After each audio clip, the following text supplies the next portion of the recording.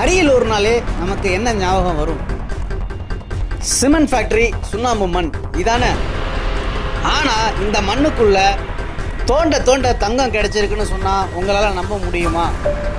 அதுவும் 1 kilo 2 kilo தங்கம் இல்லை, பல 100 கோடி மதிப்புள்ள தங்கம்.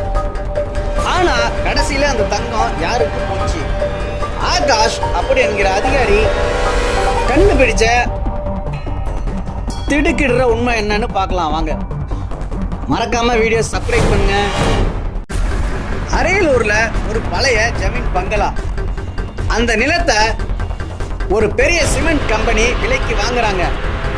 எந்திரத்தை வச்சு மண்ணை தோண்டும் போது டன்னு ஒரு சத்தம். கீழே இறங்கி பார்த்தா ஒரு பெரிய செப்பு அண்டா.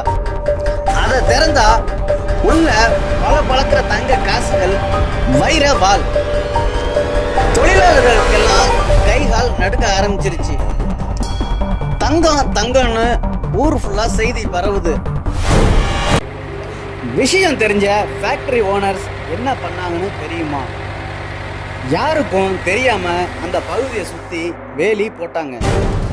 ராத்திரி நேரத்தில் மட்டும் ரகசியமா மண்ணை தோண்ட ஆரம்பிச்சாங்க. ஆனா இங்கதான் ஒரு சம்பவம் நடக்குது. அந்த தங்கத்தை தொட்ட தொழிலாளர்கள் ஒருவரா மர்மமான முறையில் இறந்து போறாங்க. ஊருக்குள்ள ஜமீன் சாபம்னு ஒரு பீதி பரவுது. இப்போதான் நம்ம ஹீரோ ஆகாஷ் இந்த கேஸ விசாரிக்க வராரு. அவர் ஒன்னும் சும்மா சாதாரணமா விசாரிக்கல. ட்ரோன் கேமரா வச்சு அந்த இடத்தையே ஸ்கேன் பண்றாரு. அப்போதான் ஒரு பகி உண்மை தெரியுது. அங்க இருந்த 20 லட்சம் டன் மண்ணை வெளியே எடுத்து, அந்த மண்ணுல சுண்ணாம்புகள் இல்ல, தங்கம் தான் இருந்துச்சு. பெரிய வேலைய அந்த பழைய ஜமீன் வக்கீல் முன்னாடி இருந்து செஞ்சிருக்காரு. ஆகாஷ் ஒரு வழியா கோயிலுக்கு அடியில இருந்த ரகசிய நிலவரையை திறக்க போறப்ப வக்கீல் சண்முகத்தை கையும் களவுமா பிடிச்சிட்டாரு.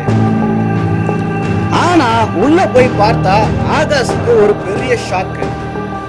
அங்க இருந்த நூற்றுக்கணக்கான பெட்டிகளில் வெறும் 5 பெட்டி தான் மிஞ்சி இருக்கு. மீதி 90% தங்கம் காணாமல் போயிருச்சு. யார் அந்த மெயின் கொள்ளையன்? வக்கீல் சண்முகமும் இல்ல, அந்த ஃபேக்டரி ஓனரும் இல்ல, அந்த ஜமீன் வாரிசு கதிர். சிமெண்ட் மூட்டைக்குள்ள தங்கத்தை மறைச்சி ஏற்கனவே எல்லாத்தையும் ஊற விட்டு கரை சேர்த்துட்டான். ஆகாஷ் கைக்கு கிடைச்சது வெறும் மிச்சம் மட்டும்தான். ஆனா கதிர் ஒரு லெட்டர் எழுதி வச்சிருந்தான். இந்த தங்கம் எல்லாம் இனி அரியலூர் விவசாயிகளோட கடனை அடைக்க போகுதுன்னு. என்ன நண்பர்களே, இந்த அரியலூர் ஜமீன் புதையல் மர்மம் பத்தி என்ன நினைக்கிறீங்க? யார் இந்த கதிர்? யார் இந்த வக்கீல் சண்முகம்? ஆகாஷ் என்ன செய்தார்?